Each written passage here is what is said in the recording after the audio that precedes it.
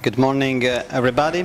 So this morning I would like just to tell you something again about the strange effect that we can have in dissipation in the mass structure when looking at the coupling with hidden variables.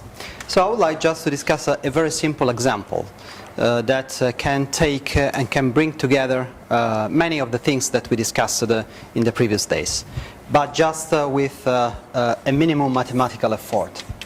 So suppose that this is our master system.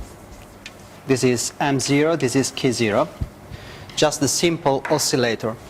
And then take the coupling between this master oscillator with a waveguide.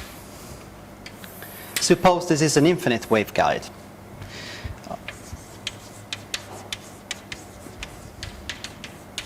It could be the case, for example, in which you have the principal resonator that is coupled to a long pipe, for example, or if you can think to a rod. So you have a rod that is attached to the oscillator here. So it is an infinite rod with a boundary condition in here that is just represented by the coupling with this elemental resonator. So suppose, of course, that the waveguide, so take this as the reference system for the waveguide, and we have the boundary condition at psi equals 0. Okay? So the waveguide is governed by the equation of motion like this.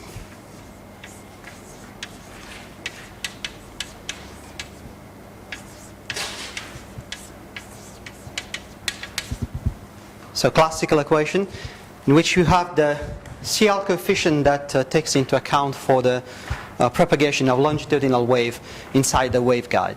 And we start to think initially, but we can consider more complicated evolution of this analysis, that the speed of sound is constant, actually.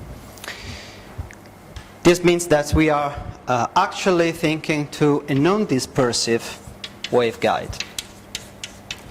So CL is constant.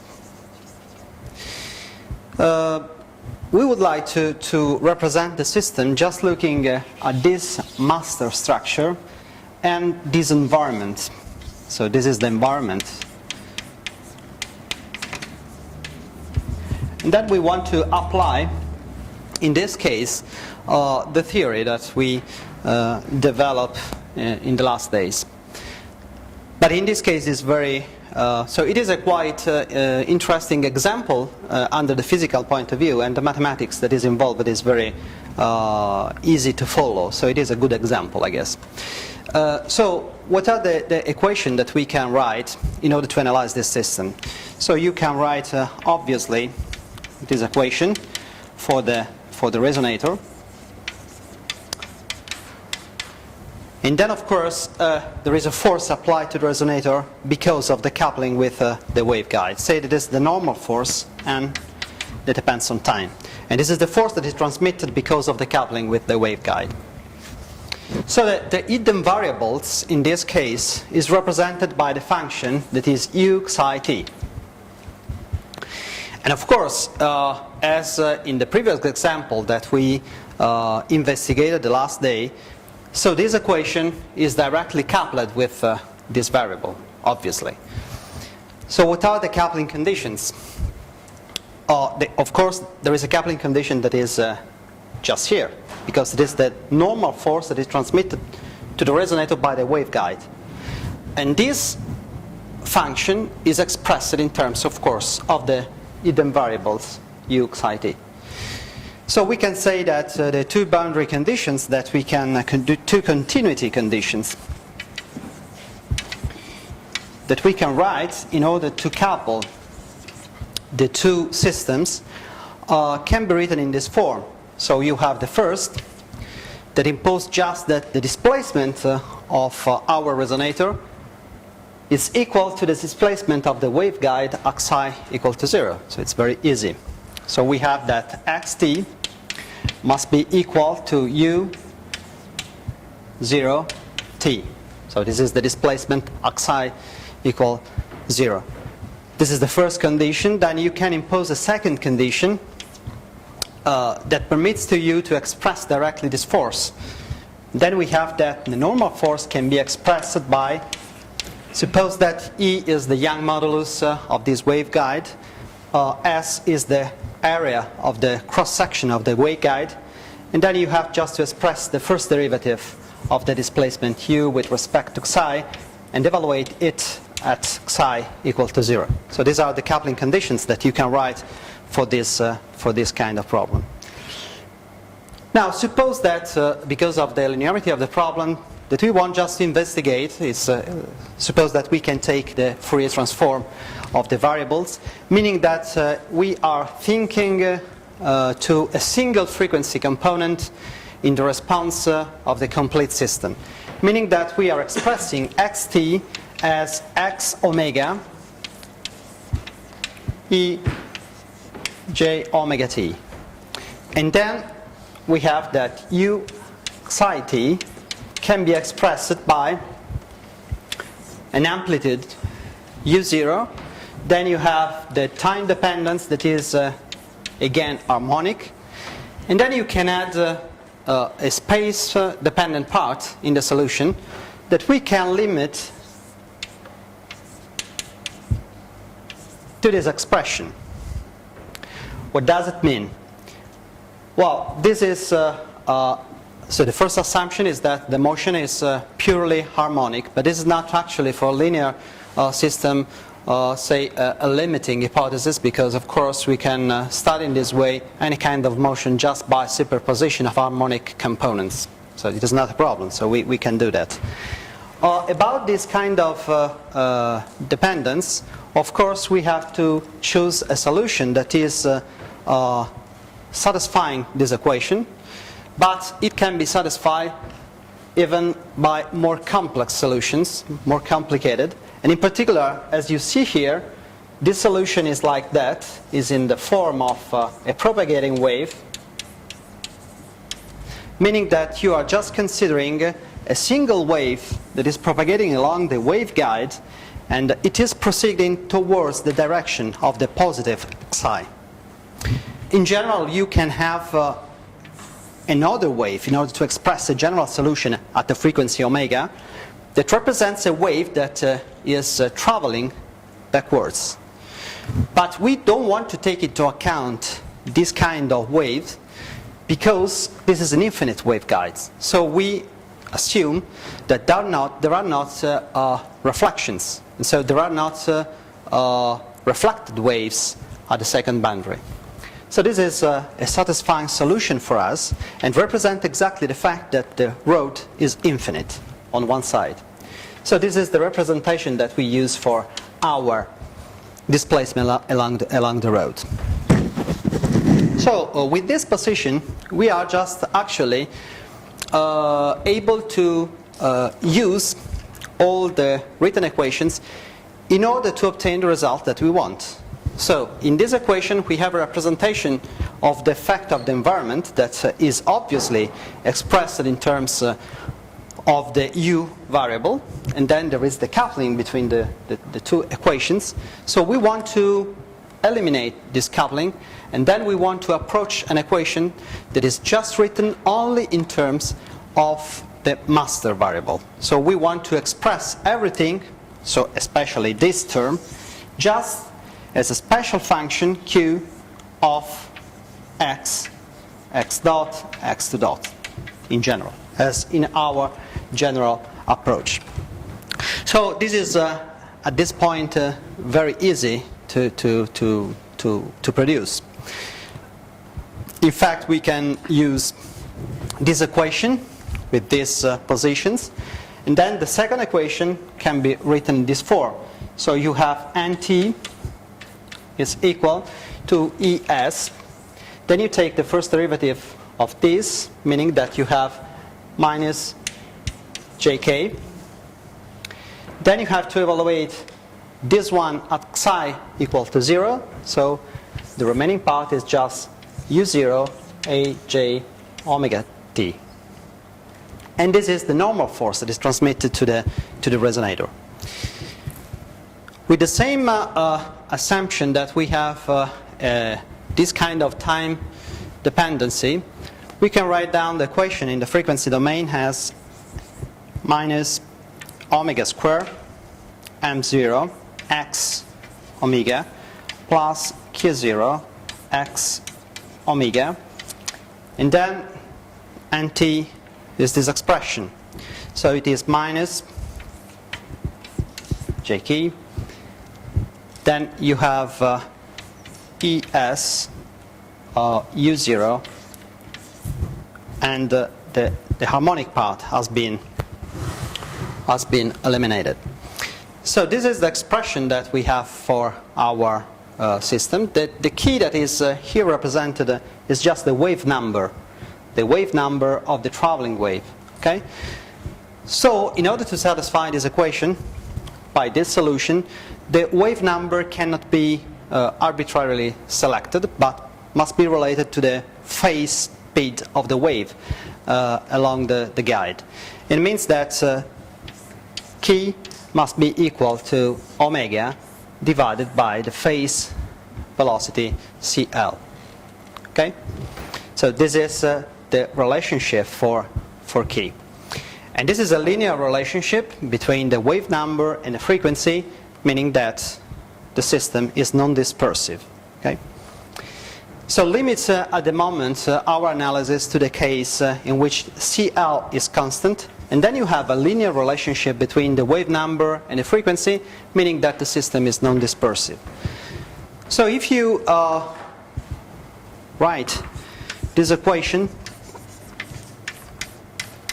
then you get something that is very easy even to interpret. You can take this on the left-hand side. You have G. Key is just omega divided by CL.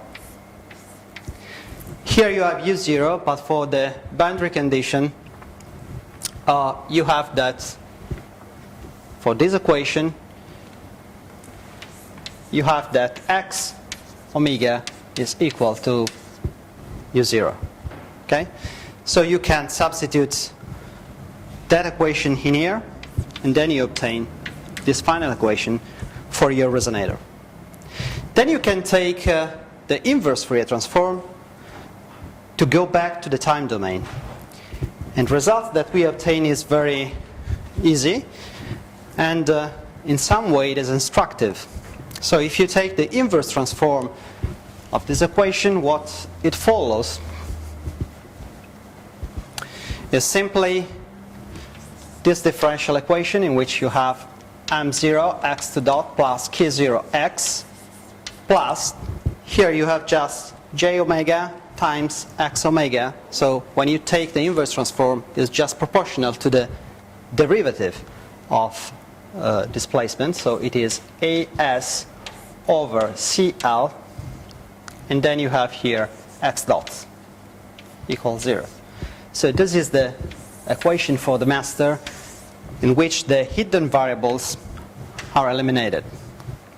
So it represents definitely a damping associated to the motion of this observed particle that is just represented by a viscous damper. An equivalent viscous damper in which, as you can see, the viscous coefficient nothing has to do with any kind of dissipation.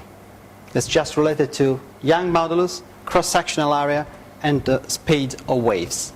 Sorry, where you have lost initial data? We have just no initial data for this, so meaning that the displacement and the velocity are 0. So if you want to introduce some forcing term, the best thing to do is to introduce a force here, and then you can get to this equation. Okay? Because you have difficulties in repeating this if you have the initial condition. No, it is not difficult, but you have to introduce, as we see in the general theory, you have to add another term, an additional term here. and then it depends on the initial conditions that you want to introduce. So the most complicated way to introduce the initial condition is to introduce initial conditions for the waveguide. And this produces actually an effect of noise, background noise, as an excitation for this oscillator.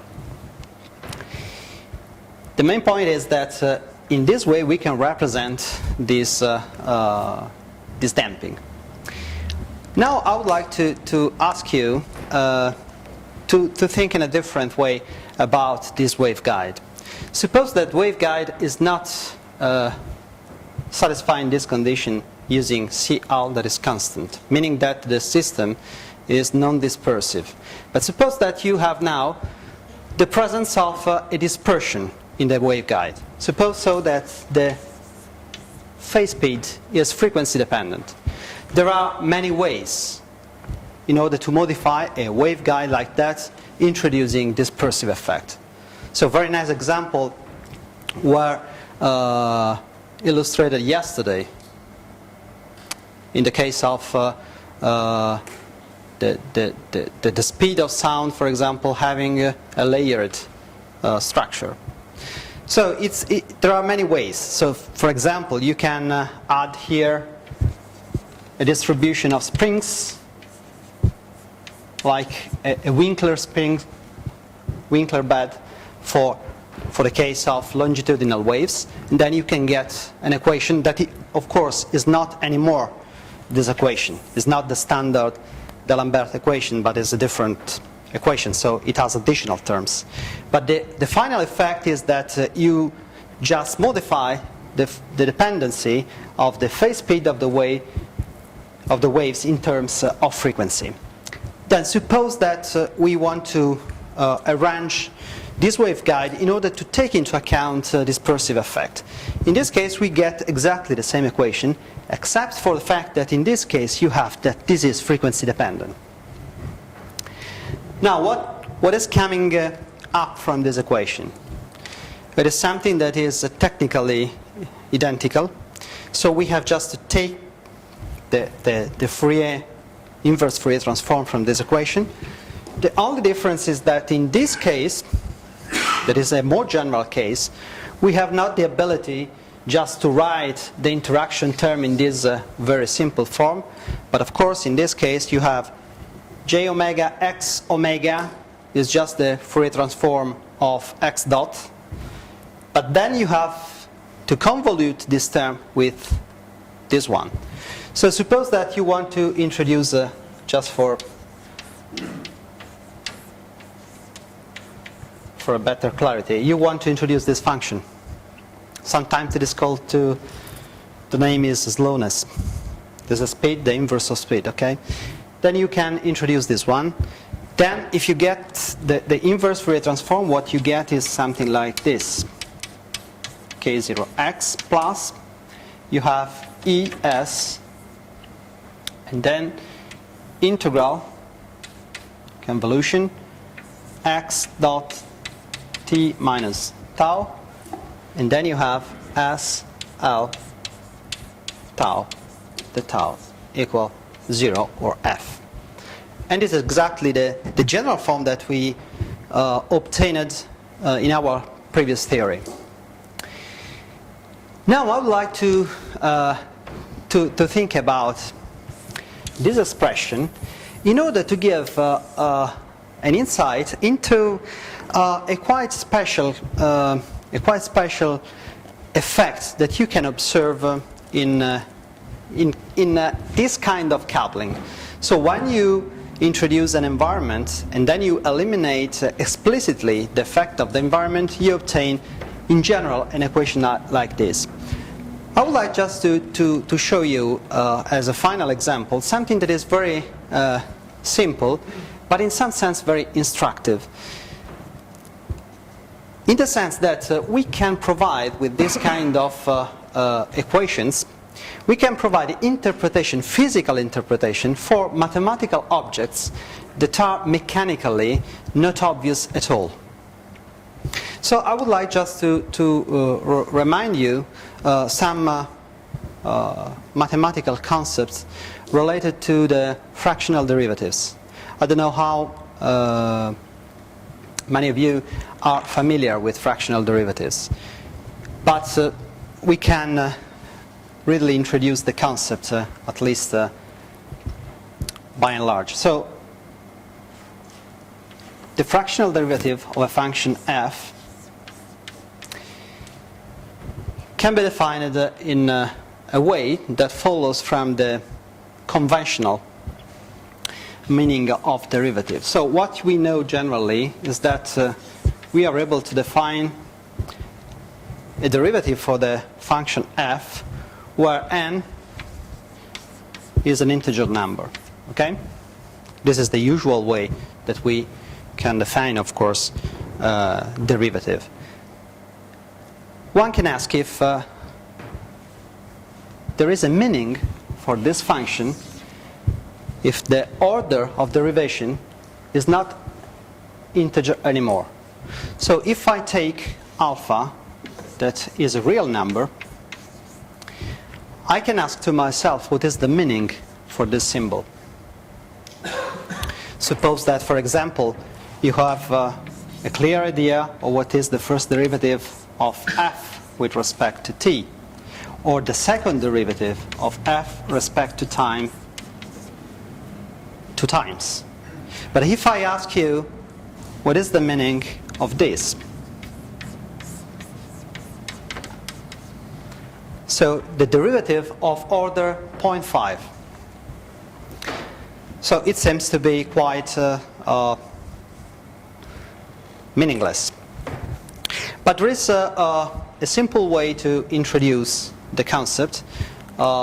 I don't say that this is the most strict mathematical form to introduce, but it's certainly suitable to transmit the concept in 5 minutes. Okay?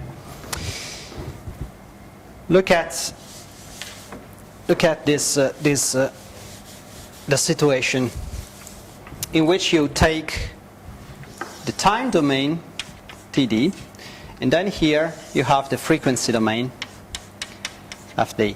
So suppose that we have a function f in this domain, and then we can associate to this function in the frequency domain its image, that is the Fourier transform f omega. Then we know that if you take Fourier transform the derivative with integer n, there is an image for this derivative in that space. So you can define the image of this function like j omega power n times f omega. Okay? So the first derivative, n equal 1, is just j omega f omega. So the second derivative is just j omega square f omega. Now,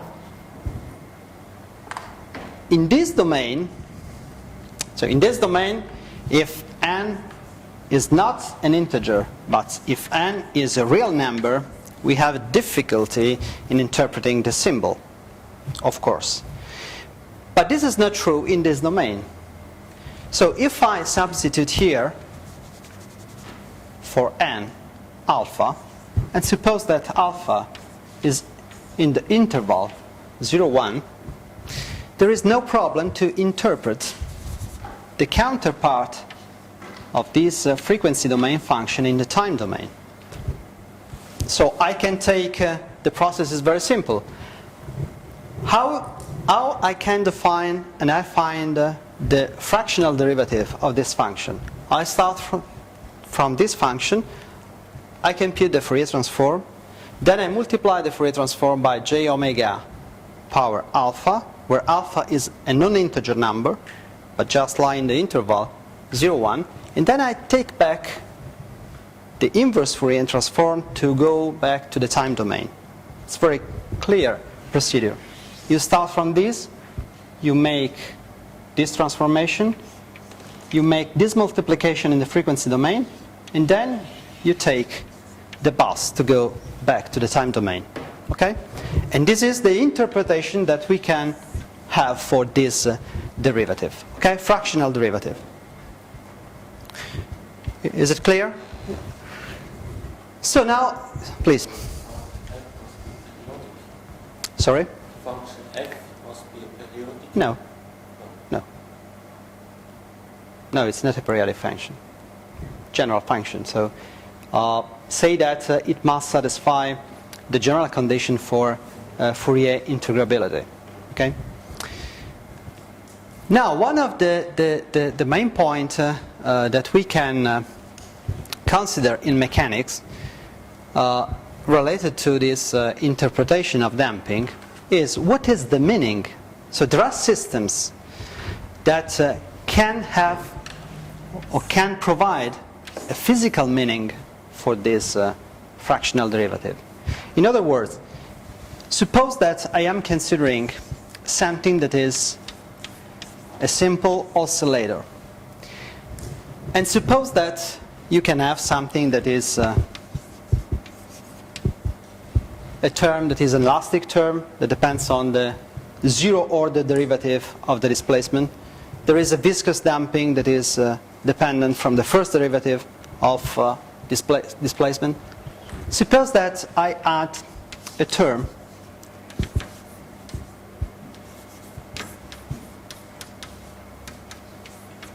that is a fractional derivative of the displacement.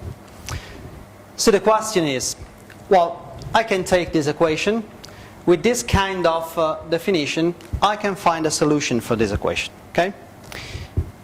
But now I want to put a question. This is a very strange. It is a very strange element in our, say, usual mechanical world. So there is some physical interpretation for a term like that into the equation of motion. So what I would like to suggest to you that using this point of view, we have a sharp mechanical interpretation for this kind of equation. So just follow me in this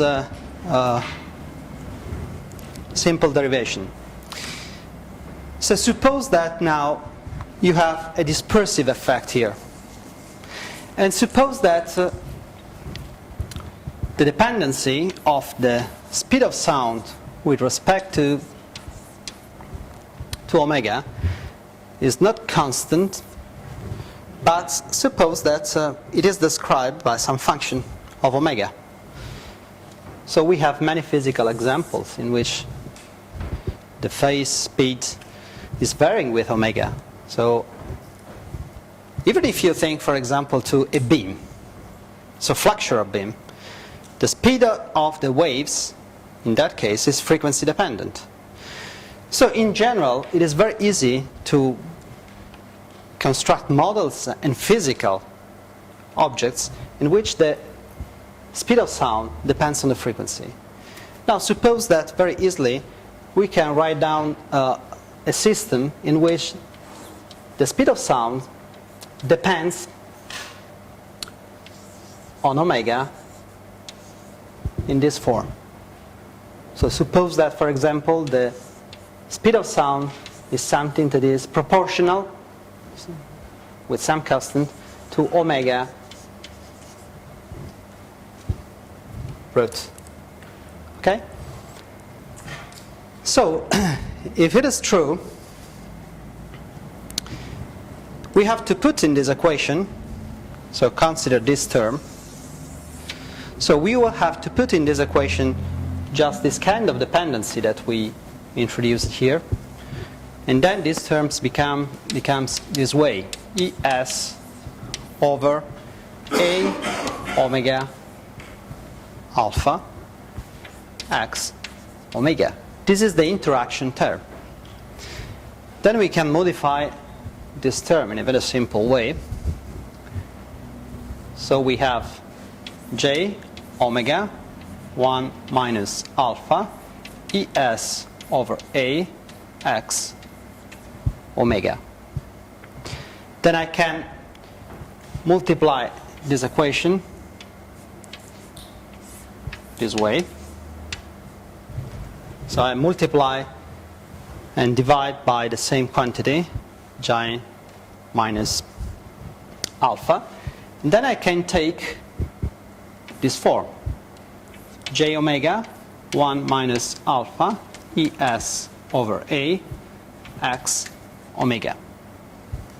And then you have here j alpha. Now, when we get the inverse Fourier transform of this term, what we have? You have exactly something that is the power of j omega at some coefficient that is not integer, because we have 1 minus alpha. Since alpha lies in the interval 0, 1, 1 minus alpha is in the interval 0, 1. So if you take back the Fourier transform, the inverse Fourier transform from this equation, what you get is this equation here.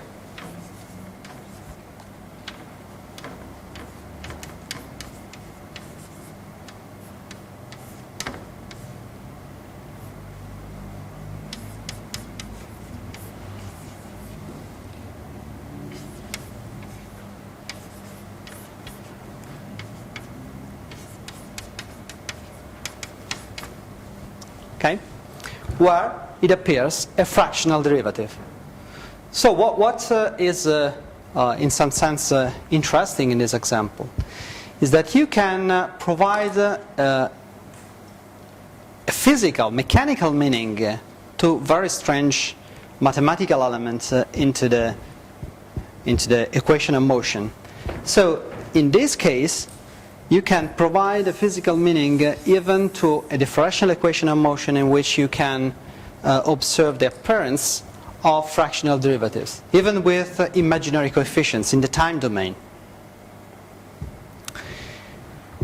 So it is related to the fact that we are considering the effect of the environment, but just eliminating explicitly the equation and the terms that represent the motion of the environment into the master structure.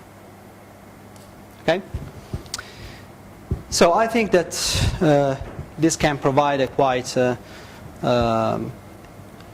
interesting additional point of view about the induced damping by the environment. So say that I think that it could be enough.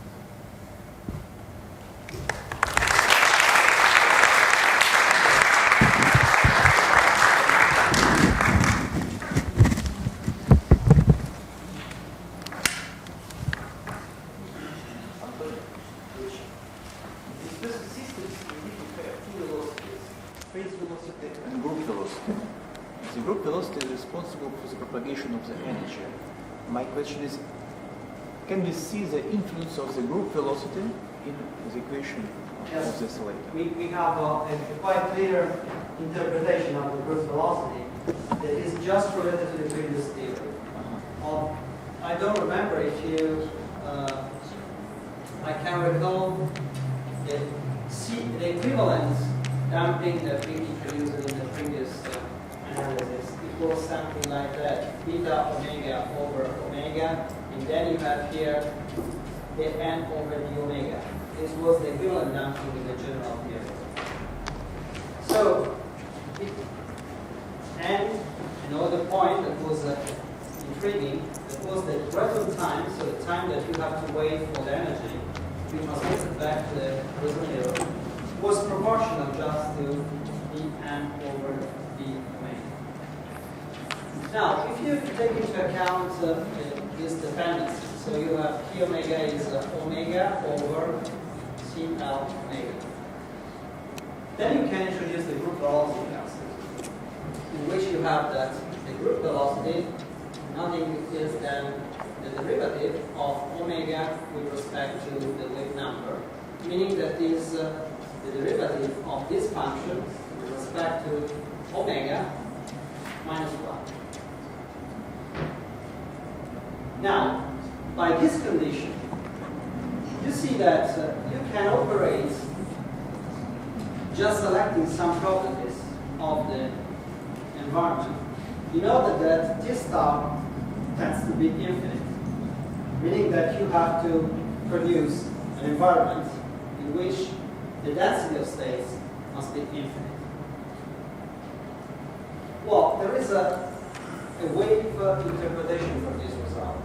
So what are the conditions for which a finite waveguide behaves like an infinite waveguide?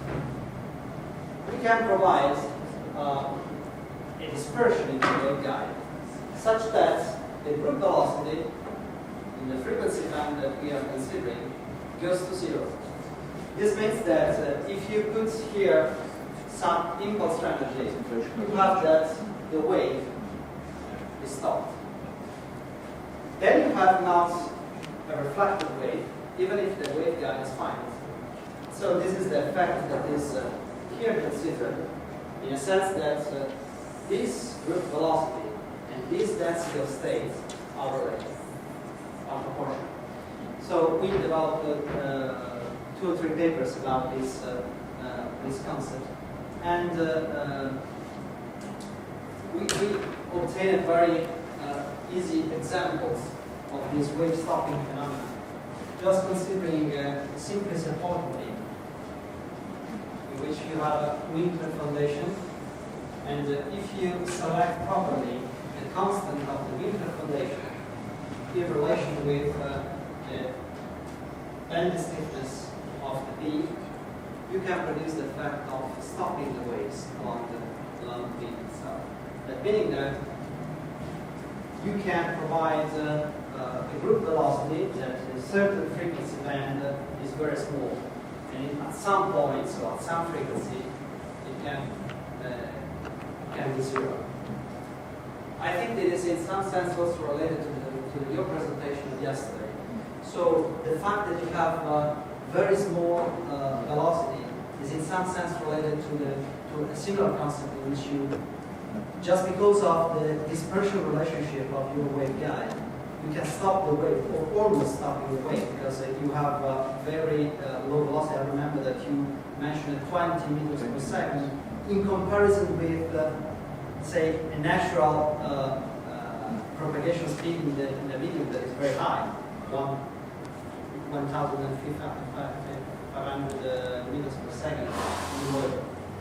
Here the same thing. So you can have that this waveguide propagates waves normally at a very high speed. But if you combine the elastic properties, the way that the group velocity is at a certain bandwidth close to 0, you have the stopping